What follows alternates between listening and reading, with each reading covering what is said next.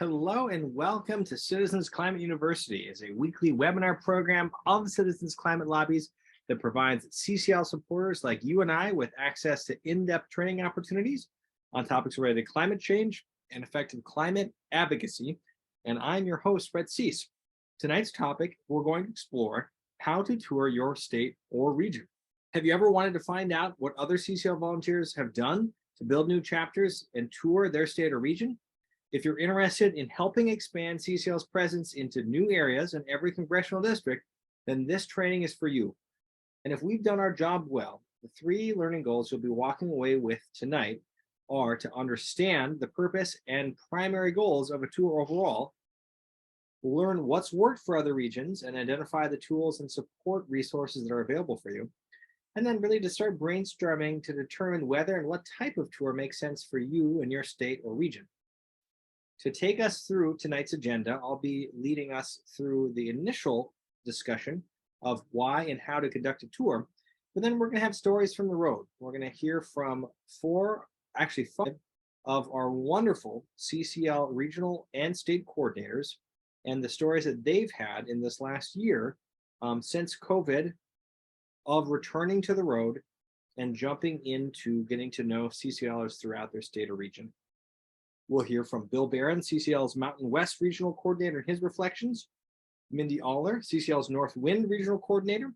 John Clark, CCL Appalachia Regional Coordinator, and Don Kraus, CCL Tennessee State Coordinator.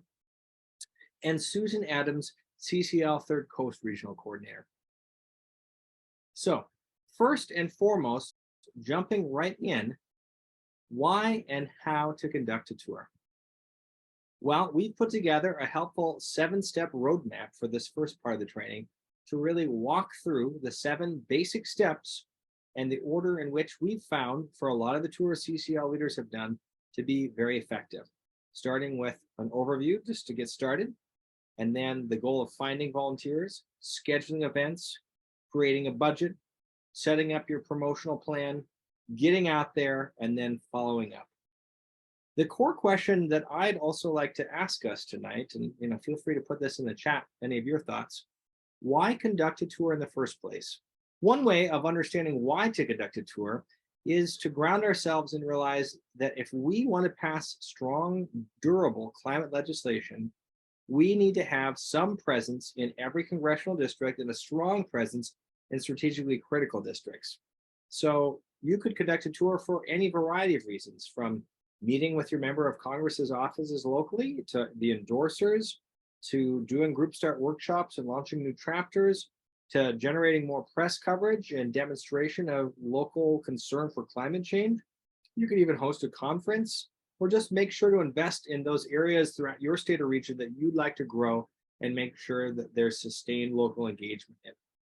And the beautiful thing that we also want to highlight tonight is that there is no one-size-fits-all for a tour. A tour might look like this slide right here, where basically in 2015, Peter Bryn, then regional coordinator for Texas, along with myself, Ricky Bradley, and many other CCL volunteers, toured the entire state. They lassoed the state of Texas for 28 days, visiting 25 cities and basically traveling over 3,500 miles. So know that it's wonderful if you would like to provide a scope of that ambition, but we'll also hear from regional coordinators who have done tours that are much more scalable, and small is equally beautiful.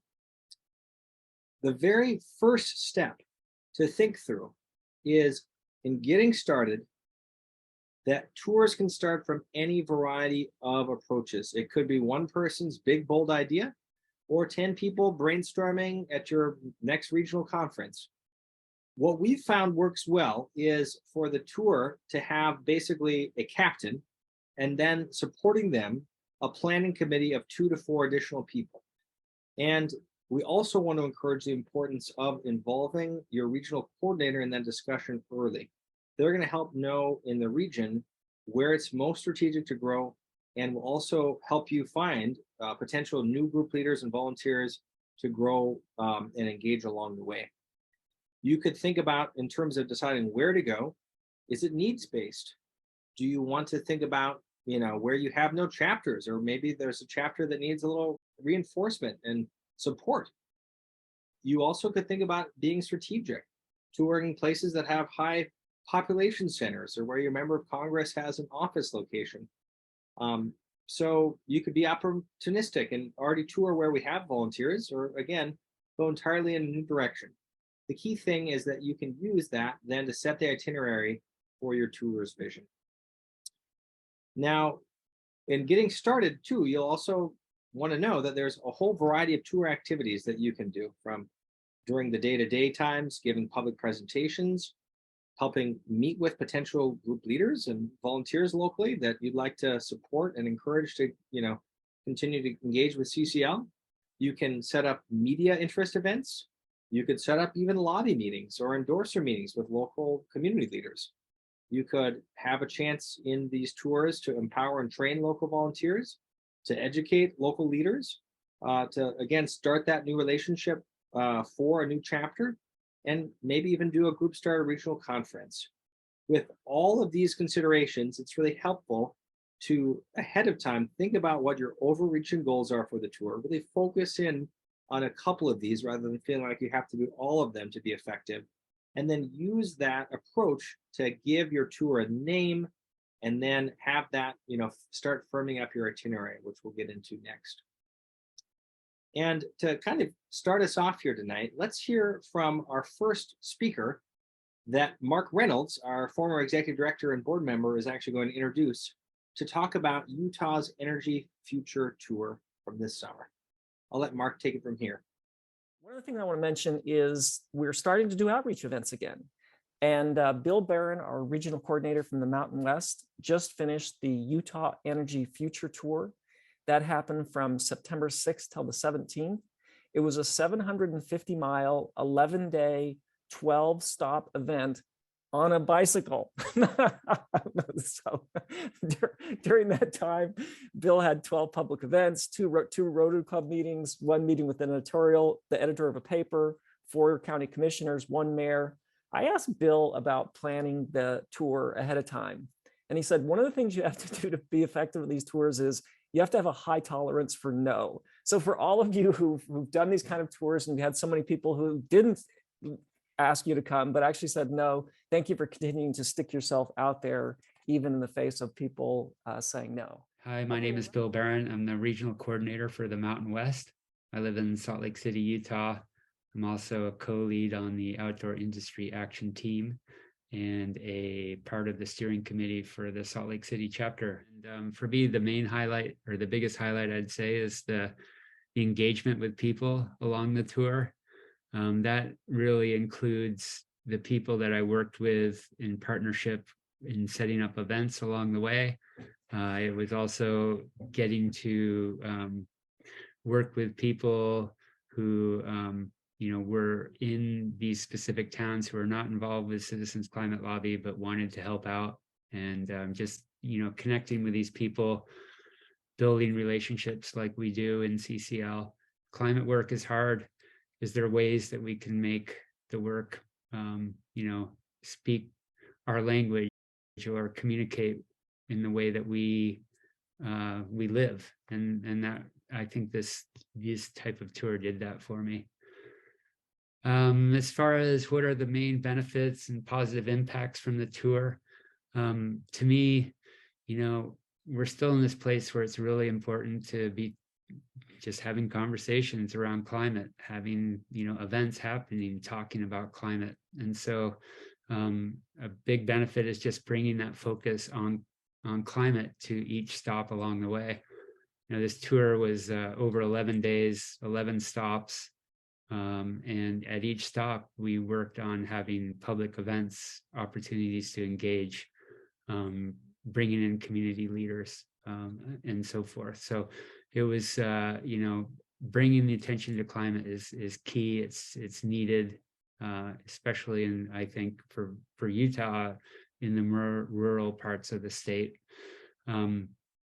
Another benefit, huge benefit to me, was, working on getting these community leaders to participate in panel discussions. We had mayors, city council members, we had county commissioners, water commissioners, and all these people we invite to this very respectful, nonpartisan event. And what they get to see in that experience is that they are, they're appreciated, and we want to get their input, and it creates a great opportunity for a good discussion. And so these relationships are just beginning in some cases with these community leaders, and it just creates an opportunity for further engagement. So, these people are more likely to say yes to another panel discussion, or they might be willing to say yes to joining us in a lobby meeting, or any of the other ways of engagement that we work on. All right. Well, that was a wonderful story, Bill. Thank you so much for sharing. And let's keep going. So step number 2, finding volunteers. Well, for us, there's really a couple of approaches. You could phone a friend, or you could find a friend. So for a lot of our regions, some folks have already expressed interest in CCL, wherever you might be interested in setting up touring. And so working with your regional coordinator to identify those individuals in the region that you'd like to tour, and reaching out to set up a call with you or your host committee to engage any of these prospective new volunteers and find out if they'd like to help be a host or an ambassador for your local tour stop, and give you ideas, is a wonderful place to start. Now, you can also find a friend and think about places in these communities that you'd like to tour that might already have a sympathetic audience to reach out to and engage to see if they'd like to be part of your climate tour. From churches to colleges to outdoors people, environmental or conservation clubs, civic associations like Rotary or Lions. You can look at Facebook or other online groups that are focused on conservation or the environment. You could also search the local newspaper for articles about climate change or letters to the editor. You could even just Google the town name that you're looking for and then type in keywords like climate change to see what comes up, like Phoenix climate change. The key thing here is that you want to start finding volunteers early. These local host committees are going to make a world of difference because they're going to help know what's best for the area. They're going to help you fill seats and generate local enthusiasm. And then if they're nurtured, they may also be interested after the event in becoming a future chapter, maybe even a potential group leader. So you don't want to have a scenario where you schedule an event in the library, in the community you're going to, and advertise, one time in the local newspaper, because nobody is going to show up. And then we miss that opportunity to nurture a local host in the process. So to hear a little bit more about how another region has handled this, I'm going to pass the reins to John Clark and Don Kraus to talk next about their tour, the Tennessee Earth Tour 2022, and solving the climate challenge. So at this point, John, take it from here. Hi, I'm John Clark. I'm Appalachia Regional Coordinator. I'm based in Lancaster, Pennsylvania. And hi, I'm Don Kraus. I'm one of the Tennessee Coast State Coordinators. And John and I took a wonderful trip across Tennessee together in his Tesla Model 3 for Earth Day this past year. We did the Tennessee Earth Tour. Yeah, that was a lot of fun. Don, what do you think your top 2 or 3 highlights were from that trip? Some of it was meeting a lot of new people that we hadn't had a chance to talk to and kind of bringing them into the CCL universe. And some was, for many of us, it was the first time since COVID that we actually got together live. And just being able to be together and to re-energize with some of our chapters in Tennessee. And then also meeting some people that I worked with for a few years and never met in person. And just so between all of, we did, 15 events in 8 days. So it's hard to peg what was the highlight of it. But I think just the energy of just moving and bringing that our message across the state and energizing people and bringing more people in. How about for you? Yeah, I second that totally. We spent so much time over the last couple of years, with the pandemic, just meeting on Zoom. and getting to meet our volunteers in Tennessee and Kentucky. I went on to do a week in Kentucky after we did Tennessee, but excuse me, getting to meet our volunteers in person was so cool after just seeing them on Zoom for 2 years.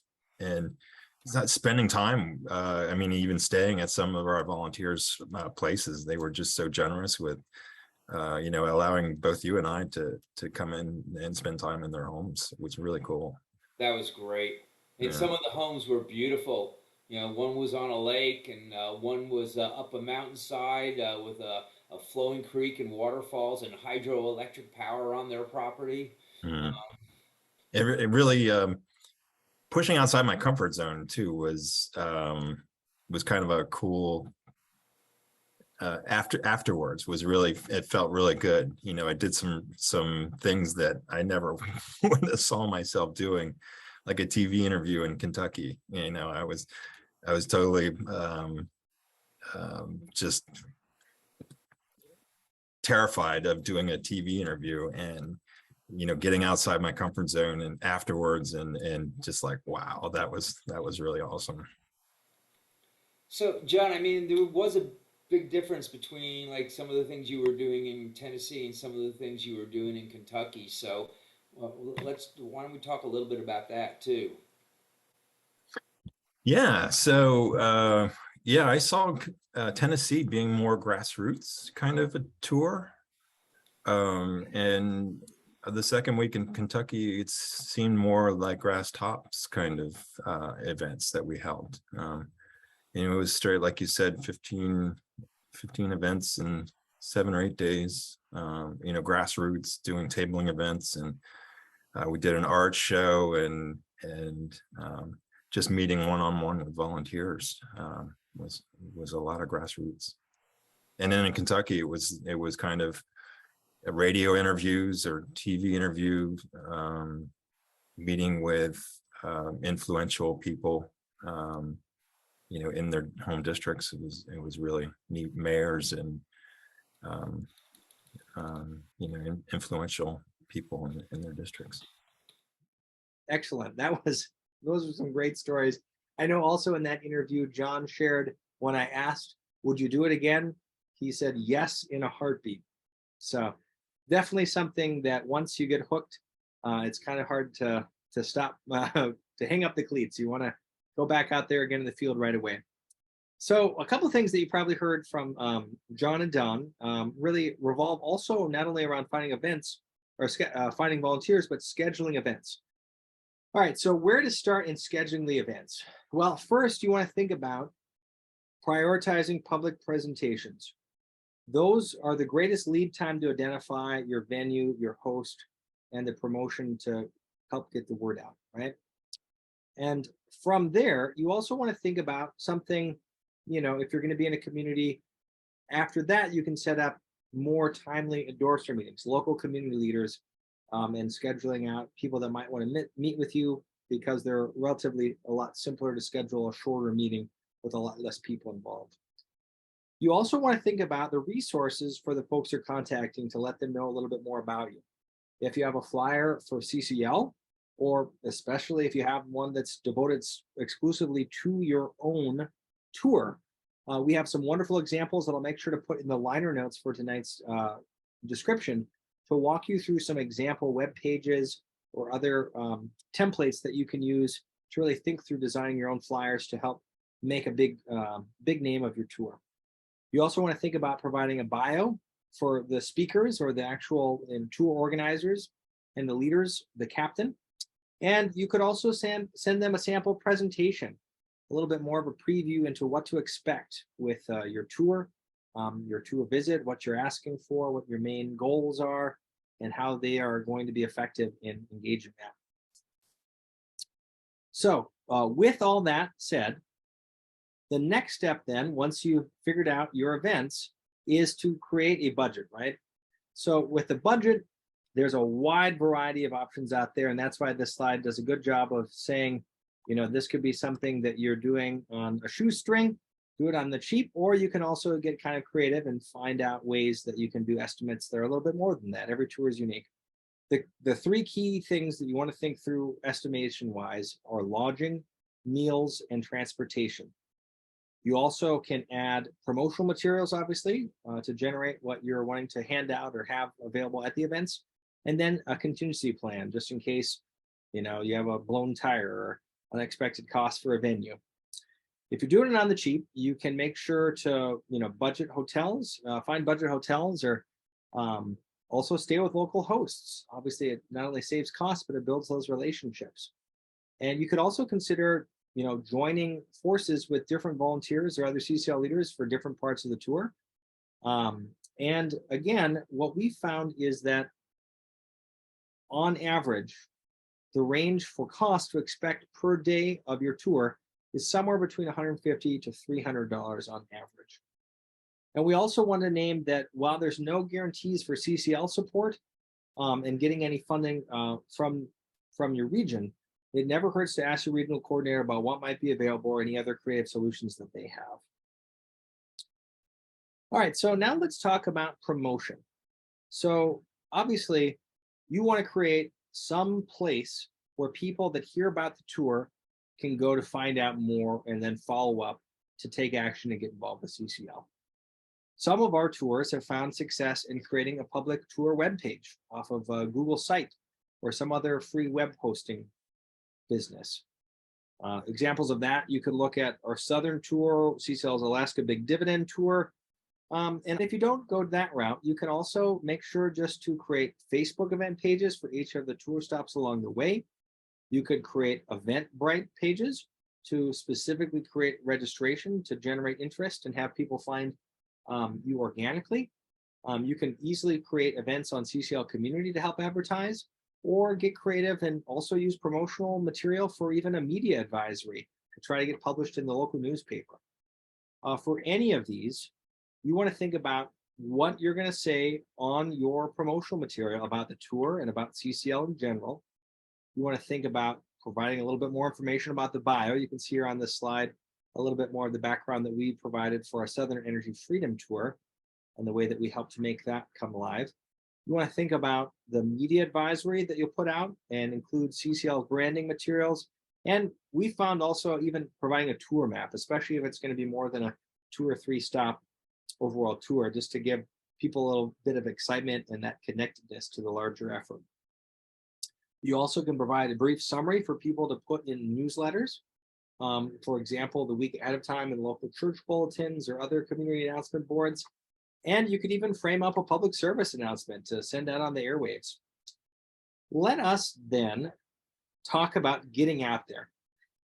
And before we do, let's actually hear from Mindy Aller and the work that she did with her team in North Dakota.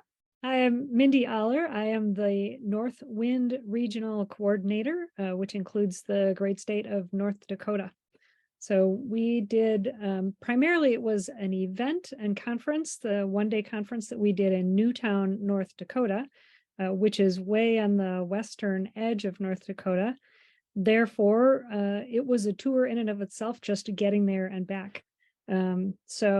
Along with the 2 North Dakota state coordinators, Brad and Linda Kingery, the highlight was North Dakota Energy and Agriculture conference in Newtown, which is on the MHA Nation Reservation. And we held it at their interpretive center that has geothermal heating and solar electric and is nearly a net zero building. So the highlights were, for one, this was the first time that many of the North Dakota volunteers were able to meet each other in person, because the North Dakota chapter meets virtually and is made up of people in various parts of the state. So geographically, they live very far away from each other.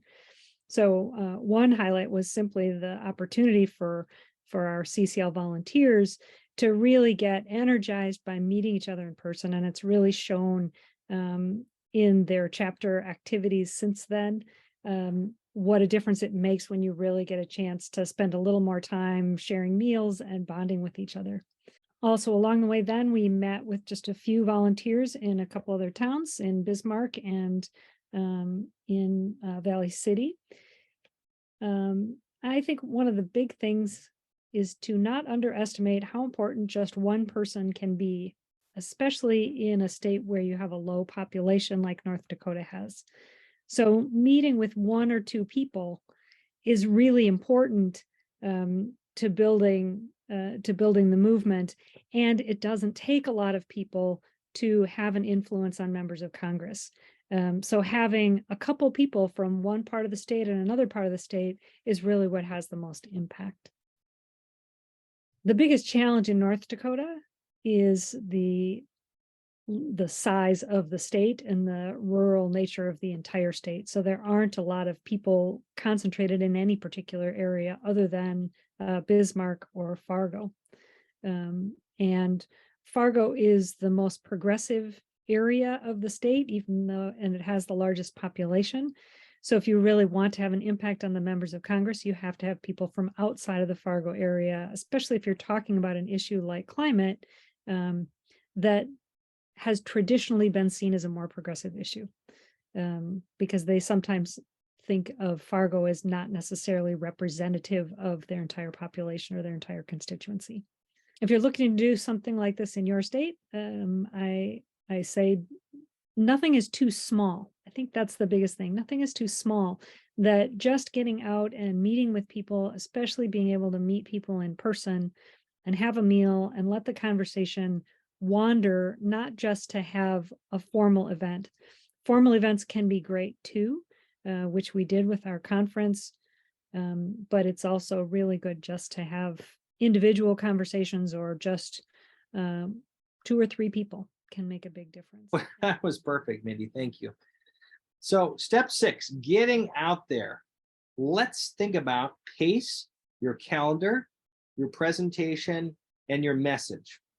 On pace, if you average 1 city a day, you're going to save money, because then you're not having to lay over for more than 1 day, but it's also a rigorous schedule. So some things to help out with that is you can cycle volunteers into and out of the tour to add energy, or to kind of provide additional support and not have them have to commit to the overall tour if it's a longer one. You can add occasional breaks in the schedule to give you times to rest or really explore some of the sites you might be traveling through. And you can also average less time than that. You can also average more time per city. That might lead to a little bit more of a budget, but it also gives you a chance to relax and recharge. On the calendar side of things, you want to make sure that your calendar is well mapped out again on your promotional material and the events that you've created or the web page you've set up. And then you also want to make sure that you have actually sent out individual calendar events for each of your legs of the tour along the way, so that hosts or individuals that you're counting on have it scheduled in their digital calendar too, and don't forget or don't have anything else that they don't see double booked. We also want you to have a little bit of time every day, again, when you're out there, especially based on the pacing, to just build in time to catch up on any email communication, just in case the next day's events need to be rescheduled or have canceled or want to have a last minute question. Making sure that you've either got a support person that's checking your email for you, or that you are intentionally building a bit of time and not overbooking yourself, so that you can be available for the daily updates and any communication, thinking ahead of that next visit or two. So those are some of the key considerations on getting out there. And the other thing is just to have fun, right? This is an important opportunity for you to connect authentically with other climate advocates, like Bill said so well. And so your presentation should reflect that too, right? Think about who you are as the messenger. Bring that energy, that optimism that CCL has, setting that positive tone, grounded in climate solutions individuals can get engaged with, and really think about ways that you can embody the region and have locally relevant commentary with your presentation as well. We have plenty of opportunities for resources. If you'd like to use CCL's standard intro presentation or many of our other custom decks, they're available on CCL Community, and you can also customize it for your region and even schedule that social event right after or before the presentation, so that people know after the actual discussion, there's going to be a chance to meet at the local pub or a local coffee shop. So you have that informal chance to gather and get to know each other too. All right, so lastly, let's hear from Susan Adams about the Mississippi tour in 2022. Hi there, I'm Susan Adams. I'm the regional coordinator in our Third Coast region. So my region includes Texas, Louisiana, and Mississippi. I've been with CCL since 2012 when I started volunteering in Austin, Texas, where I live. And so I had the great pleasure of going to Mississippi for one of our tours. It was my first tour ever. In April, I guess it was. So one of my highlights was stopping at Mississippi State University and tabling there. I got to meet a whole bunch of students that were really interested in climate change. And I don't know about you, but I had some preconceptions before I went into Mississippi that talking to people about climate there would be very challenging, that no one would know what was going on. And that was not the case at all at Mississippi State. I had this pile of students come up to me and talk to me, and they were all so excited to get involved. I got to meet some rangers, forest rangers that were in a band who are also very interested in climate change. So that was really cool. I had an opportunity when I was in Mississippi to do a presentation at a high school, and that was also very intimidating. I was a little disappointed because our turnout was not like a full room of 100 students or anything, but I did have about 25 engaged students, and really great questions about what they can be doing and actually drilling down on carbon pricing. So again, my expectations for what to expect in Mississippi went out the window. My third and best highlight, I think, was meeting with the city planner in the Gulf Coast. He was in the town that was directly hit by Hurricane Katrina. He started off the conversation saying, like, the sea level rise has been a huge problem. We can't seem to, deal with sunny day flooding, but I don't want to hear about anything climate-y. Like, I don't want to get into the politics. So we just kind of kept our cool. And then by the end of the meeting, we'd established that we were friends enough that he was like, maybe I will meet with that person from NOAA that you wanted me to see and talk about why we're seeing this sea level rise here in Mississippi. So that was super exciting. So I think the primary benefit of doing this tour for Mississippi was that my volunteers in Mississippi just felt like I cared about them. They felt like they counted enough for somebody from CCL to come to town. I don't think of myself as being a big deal, but apparently if you work for CCL or if people are familiar with you, you're sort of a rock star. So my coming to town made them feel like, oh my gosh, CCL thinks we count. And so I think just having lunch and dinner with my volunteers in places like Hattiesburg and Jackson was probably the most important piece of this.